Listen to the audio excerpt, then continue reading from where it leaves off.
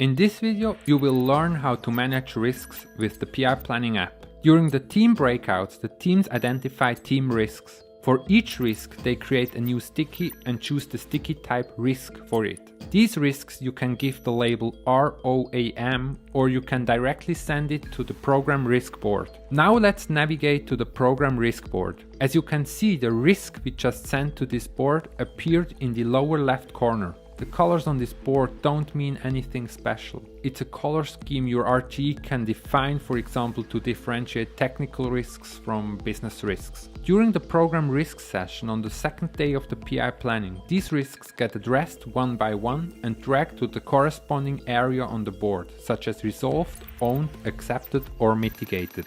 During this program risk session, you can also create risk stickies directly in this board. And that's everything you need to know about the risks. In the next video, I will talk about how you can solve a dependency.